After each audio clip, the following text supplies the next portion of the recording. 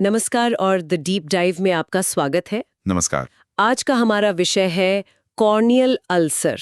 हमारे ऑप्थेल्मोलॉजी की एक बहुत ही जानी मानी किताब ए.के. खुराना की कॉम्प्रिहेंसिव ऑप्थेल्मोलॉजी के कुछ अंश हैं। और हमारा मकसद बिल्कुल साफ है, इस जरूरी टॉपिक को परीक्षा के नजरिए से समझना ताकि रिवीजन आसान हो जाए। बिल्कुल। और ये सिर्फ एक अकादमिक विषय नहीं है, ये समझना बहुत जरूरी है। सही बात है। भारत में कॉर्नियल अंधापन मतलब कॉर्नियल ब्लाइंडनेस का ये एक प्रमुख कारण है, तो इसे अच्छी तरह समझना क्लिनिकल प्रैक्टिस के लिए बहुत बहुत जरूरी है। तो चलिए इसको समझने के लिए एक कहानी से शुरू करते हैं। मान लीजिए एक किसान है, खेत में काम कर रहा है और उसकी आंख में गलती से कोई तिनका लग जाता है। बहुत कॉमन सिचुएशन है। हाँ, वो उसे निकाल देता है, पर अगले दिन से उसकी आंख में दर्द और लाली शुरू हो जाती है। अब उसकी आंख में जो हो रहा है उसे हम मेडिकल भाषा में कॉर्नियल अल्सर कह सकते हैं। तो ये है क्या आखिर? ये बहुत अच्छा उदाहरण है। किताब के अनुसार कॉर्नियल अल्सर कॉर्निया की सबसे ऊपरी सुरक्षा परत यानी एपिथेलियल सतह में एक ब्रेकडाउन है। एक ब्रेकडाउन? हाँ, पर ये सिर्फ एक खरोंच नहीं है। इसमें उस जगह के आसपास का टिश्यू असल में मरने लगता है, जिसे हम नेक्रोसिस कहते हैं। नेक्रोसिस मतलब टिश्यू डेथ? एग्जैक्टली। तो सीधे शब्दों में कहें तो ये कॉर्निया पर एक खुला संक्रमित घाव है। ठीक है, तो ये सिर्फ एक चोट नहीं, ये एक एक्टिव डिस्ट्रक्शन है।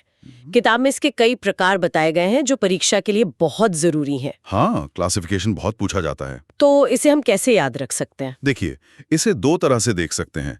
पहला तो है उसकी लोकेशन और नेचर के हिसाब से। लोकेशन मतलब क्या घाव कॉर्निया के बीच में है, जिसे हम सेंट्रल कहते हैं, या किनारे पर है, पेरिफेरल। अच्छा, सेंट्रल या पेरिफेरल। हाँ, फिर क्या उसमें मवाद मतलब पस है, प्यूरुलेंट है या नॉन प्यूरुलेंट, और सबसे जरूरी वो कितना गहरा है। ओके। क्या वो बस सतह पर है या इतना गहरा हो गया है कि फटने की कगार पर है, इम्पेंडिंग परफोरेशन।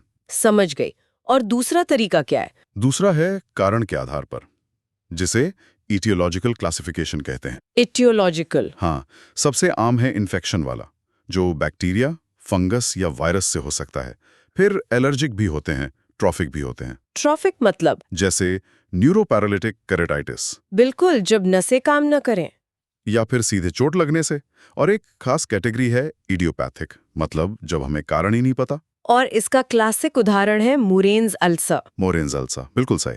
तो हमारे किसान वाले केस में तिनके से चोट लगी, यानी एपिथेलियम डैमेज हुआ, और शायद मिट्टी से कोई बैक्टीरिया अंदर चला गया। ज्यादातर यही होता है।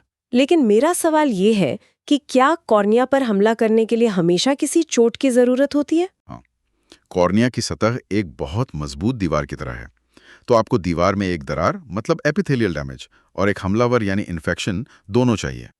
लेकिन मुझे लग रहा है यहाँ एक लेकिन है। बिल्कुल। यहाँ एक बहुत जरूरी अपवाद है जो अक्सर वीवा और एमसीक्यूज में पूछा जाता है। एक मिनट, मतलब कुछ बैक्टीरिया ऐसे भी हैं जिनके पास इस दीवार को बिना किसी दरार के तोड़ने की सुपर पावर है? बिल्कुल सही। आप इसे ऐसे ही समझ सकती हैं। 3 बैक्टीरिया ऐसे हैं जो एक स्वस्थ बिना चोट वाले कॉर्निया पर भी हमला कर सकते हैं। ओके, ये कौन है? ये हैं निसेरिया गोनोरिया, कोरिने बैक्टीरियम डिप्थीरिया और निसेरिया मेनिंजिटिडीज। ये बहुत आक्रामक होते हैं। ये तो वाकई डरावना है। अच्छा, तो एक बार जब हमलावर अंदर घुस गया तो उसके बाद क्या होता है? ये लड़ाई कैसे आगे बढ़ती है? सोचिए, ये 4 स्टेज की एक जंग की तरह है। 4 स्टेज? ठीक है। स्टेज 1 है प्रोग्रेसिव इन्फिल्ट्रेशन। दुश्मन यानी बैक्टीरिया घुसपैठ करता है और अपनी सेना मतलब सूजन पैदा करने वाली कोशिकाएं जमा करता है। ठीक है, घुसपैठ हो गए। स्टेज 2 है एक्टिव अल्सरेशन। अब असली तबाही शुरू होती है। दुश्मन टिश्यू को गला देता है और घाव बना देता है। और इसके जवाब में हमारा शरीर क्या करता है? यहीं से स्टेज 3 शुरू होता है, रिग्रेशन। हमारे शरीर के सैनिक यानी इम्यून सिस्टम जवाबी हमला करते हैं और दुश्मन को पीछे धकेलते हैं। घाव भरना शुरू होता है। और आखिर में स्टेज 4 है सिसैट्राइजेशन। जंग खत्म हो गई है, लेकिन युद्ध भूमि पर निशान रह गए हैं। ये एक स्थायी स्कार बन जाता है। वाह, ये तरीका इसे याद रखने के लिए बहुत अच्छा है। तो पूरी प्रक्रिया एक रेस है कि तीसरा स्टेज दूसरे से पहले शुरू हो जाए। बिल्कुल। अब वापस हमारे किसान पर आते हैं। वो डॉक्टर के पास आता है, वो क्या शिकायतें बताएगा? मरीज आमतौर पर 5 मुख्य लक्षणों के साथ आता है। पहला, दर्द। ऐसा लगता है जैसे आंख में कुछ चुभ रहा है। Foreign body sensation. हाँ। दूसरा, आंख से लगातार पानी आना। तीसरा, फोटोफोबिया, मतलब रोशनी बर्दाश्त नहीं होती। चौथा, धुंधला दिखना, क्योंकि कॉर्निया अब पारदर्शी नहीं रहा। और पांचवा, आंख का लाल होना। और जब डॉक्टर स्लिट लैम्प पर जांच करता है तो उसे क्या संकेत दिखाई देते हैं? डॉक्टर को एक पूरा वॉर जोन दिखता है। पलकें सूजी हुई हैं और मरीज आंख इतनी जोर से बंद किए रहता है कि खोलना मुश्किल है। ब्लेफरोस्पाज्म। बिल्कुल। फिर आंख का सफेद हिस्सा, कंजंक्टिवा, खून जमा होने से लाल, हाइपेरीमिया। हाइपेरीमिया, और सूजकर पानी से भर जाता है, जिसे कीमोसिस कहते हैं। ये सब इशारे हैं कि शरीर में एक जोरदार लड़ाई चल रही है। और किताब में एक बहुत जरूरी साइन हाइपोपियन का जिक्र है, उसे आसान भाषा में कैसे समझे? हाइपोपियन को समझने के लिए सोचिए कि आंख के अंदर जो पानी वाला हिस्सा है, यानी एंटीरियर चेम्बर, हाँ, उसके नीचे मवाद यानी पस की एक सफेद परत आकर बैठ जाती है। बिल्कुल जैसे एक गंदे पानी के गिलास में नीचे मिट्टी जम जाती है। अच्छा। ये एक रेड फ्लैग साइन है। ये बताता है कि इन्फेक्शन कितना गंभीर है। तो निदान की पुष्टि के लिए क्या करते हैं? दुश्मन की पहचान कैसे होती है? सबसे पहले तो स्लिट लैम्प से घाव को बारीकी से देखा जाता है। और यहाँ एक बहुत जरूरी टूल है, फ्लोरोसीन डाई। फ्लोरोसीन डाई? हाँ, ये एक जादुई डाई की तरह है। जहां भी एपिथेलियम की दीवार टूटी हुई है, ये डाई वहां चिपककर उसे चमकीले हरे रंग का कर देती है। तो इससे घाव का सही आकार और गहराई पता चलती है? बिल्कुल। और ये पता करने के लिए कि ये बैक्टीरिया है या फंगस, उसके लिए जासूसी करनी पड़ती है। हम अल्सर के किनारों और बेस को धीरे से खुरचकर, मतलब स्क्रैपिंग करके एक सैंपल लेते हैं। स्क्रैपिंग? हाँ। फिर उस सैंपल की लैब में जांच होती है। ग्राम स्टेन से बैक्टीरिया का पता चलता है, KOH प्रेप से फंगस के धागे यानी हाइफी दिखते हैं। और फिर कल्चर? और फिर हम उसे कल्चर करते हैं, मतलब उसे उगाते हैं, ताकि दुश्मन की सटीक पहचान हो सके और उसके खिलाफ सही हथियार चुना जा सके। यहाँ से मामला और भी दिलचस्प हो जाता है, खासकर परीक्षा के लिए। बैक्टीरियल और फंगल अल्सर के बीच अंतर कैसे करें? ये एक बहुत ही जरूरी सवाल है। वीवा में ये जरूर पूछा जाता है। हाँ। आप इन्हें ऐसे समझ सकते हैं, बैक्टीरियल अल्सर एक गीली आग की तरह है। गीली आग? हाँ, यह तेजी से फैलता है, इसमें बहुत ज्यादा मवाद वाला डिस्चार्ज होता है और ये बहुत दर्दनाक होता है। सब कुछ बहुत तेज और आक्रामक होता है। और फंगल अल्सर? फंगल अल्सर एक सूखी सड़न की तरह है, जैसे लकड़ी में दीमक लग जाती है। यह धीरे धीरे बढ़ता है और अक्सर सूखा सा, ड्राई लुकिंग और भूरा सफेद दिखता है। अच्छा।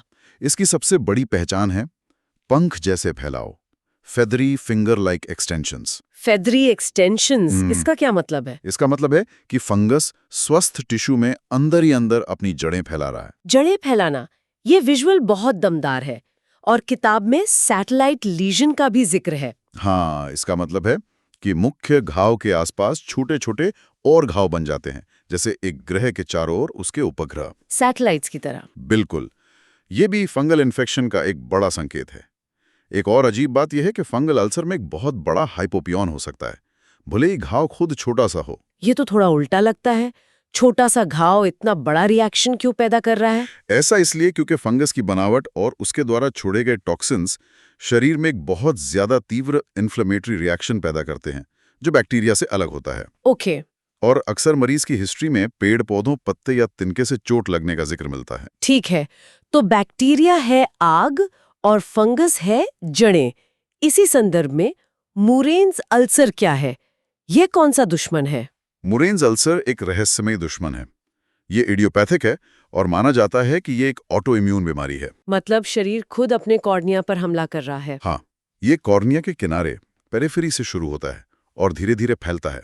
इसकी पहचान है एक सफेद उभरा हुआ किनारा, व्हाइटिश ओवरहैंगिंग एज, जैसे कोई लहर आगे बढ़ रही हो, और इसमें बहुत ज्यादा दर्द होता है। अब एक बहुत जरूरी सवाल, अगर हमारे किसान का इलाज सही समय पर न हो तो सबसे बुरा क्या हो सकता है? क्या जटिलताएं हो सकती हैं? यहां स्थिति बहुत गंभीर हो सकती है। पहली चेतावनी है डेस्मेटोसील का बनना। डेस्मेटोसील? हाँ, कॉर्निया की कई परतें होती है ना। जब अल्सर सारी परतों को गलाकर सबसे आखिरी और सबसे मजबूत झिल्ली डेस्मेट्स मेम्ब्रेन तक पहुंच जाता है, ओके। तो वो झिल्ली आंख के अंदरूनी दबाव के कारण बाहर की ओर एक बुलबुले की तरह उभराती है। ये कॉर्निया की दीवार का आखिरी सहारा है। मतलब ये संकेत है कि दीवार कभी भी टूट सकती है। बिल्कुल, ये कॉर्नियल परफोरेशन यानी कॉर्निया के फटने का एक अलार्मिंग साइन है। और अगर परफोरेशन हो गया तो ये एक इमरजेंसी है। फिर क्या होता है? कॉर्निया फट जाता है।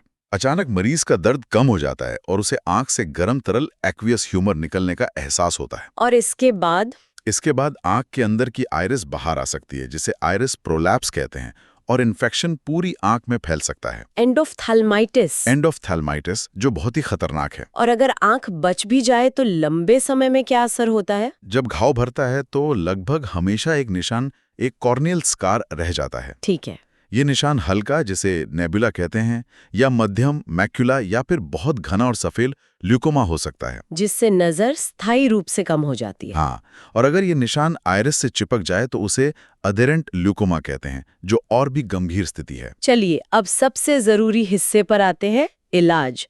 हम अपने किसान की मदद कैसे करेंगे? इसका मैनेजमेंट प्लान क्या है? इलाज के 2 मुख्य हिस्से हैं। पहला है स्पेसिफिक ट्रीटमेंट, यानी सीधे दुश्मन पर हमला। ठीक है। अगर ये बैक्टीरियल अल्सर है तो हम फोर्टिफाइड एंटीबायोटिक आई ड्रॉप्स देते हैं। ये बहुत शक्तिशाली होती हैं और हर घंटे डालनी पड़ती हैं।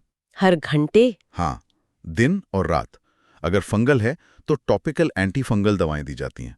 और मरीज के लक्षणों जैसे दर्द और रोशनी की चुभन से राहत के लिए क्या करते हैं? उसे हम नॉन स्पेसिफिक ट्रीटमेंट कहते हैं। इसमें साइक्लोप्लेजिक्स जैसे एट्रोपिन ड्रॉप्स देते हैं। एट्रोपिन? हाँ, ये दवा आंख की मांसपेशियों को आराम देती है, जिससे दर्द कम होता है और जटिलताओं का खतरा भी घटता है। साथ में दर्द निवारक गोलियां और घाव भरने में मदद के लिए विटामिन ए, बी और सी भी दिए जाते हैं। लेकिन कभी-कभी अल्सर ठीक नहीं होता। उस नॉन हीलिंग अल्सर के लिए क्या रणनीति है? तब हमें फिर से जासूस बनना पड़ता है। हम जांचते हैं कि कहीं मरीज को अनियंत्रित मधुमेह तो नहीं, या कोई अंदर मुड़ी हुई पलक एंट्रोपियन तो नहीं, जो बार बार कॉर्निया को रगड़ रही है। अच्छा, छुपे हुए कारणों को ढूंढना। बिल्कुल। अगर कोई कारण मिलता है तो उसे ठीक करते हैं। कभी-कभी घाव की सतह को खुरचकर साफ करना, डिब्राइडमेंट, या उस पर एक बैंडेज कॉन्टैक्ट लेंस लगाना भी मदद करता है। और उस सबसे खतरनाक स्थिति में क्या करते हैं जब परफोरेशन होने ही वाला हो? जब परफोरेशन का खतरा हो तो सबसे पहला काम है आंख पर से दबाव हटाना। कैसे? मरीज को खांसने, छींकने और जोर लगाने से मना किया जाता है। आंख का दबाव आईओपी कम करने के लिए दवाएं दी जाती हैं। अगर एक छोटा सा छेद हो गया है तो उसे खास टिश्यू एडेसिव ग्लू से चिपकाया जा सकता है। लेकिन ऐसी स्थिति में सबसे अच्छा और निर्णायक विकल्प अक्सर थेराप्यूटिक केराटोप्लास्टी होता है। मतलब कॉर्नियल ट्रांसप्लांट? हाँ, खराब कॉर्निया को हटाकर एक नया स्वस्थ कॉर्निया लगाना। ये जानकारी वाकई बहुत व्यवस्थित और उपयोगी है। हमने एक किसान की कहानी से शुरू करके परिभाषा, प्रकार, लक्षण, जांच और इलाज तक सब कुछ कवर कर लिया है। हाँ, लगभग सभी जरूरी पहलू कवर हो गए हैं। शिक्षा पास करने और एक मरीज का इलाज करने के लिए बहुत जरूरी है। लेकिन किताब हमें एक बड़ा चित्र भी दिखाती है। भारत में यह अंधापन का एक बड़ा कारण है, खासकर बच्चों और युवाओं में। सही बात है। और इसके पीछे के कारण अक्सर रोके जा सकने वाले होते हैं, जैसे काम के दौरान चोट, पोषण की कमी या गंदे पानी का इस्तेमाल। तो सोचने वाली बात यह है। हाँ, सोचने वाली बात यह है कि एक डॉक्टर के रूप में एक मरीज के अल्सर का इलाज करने के ज्ञान से आगे बढ़कर हम समाज में इसे होने से रोकने के लिए क्या कर सकते हैं। ये ज्ञान को क्लिनिक से समुदाय तक ले जाने की चुनौती है। बिल्कुल, और यही असली पब्लिक हेल्थ है।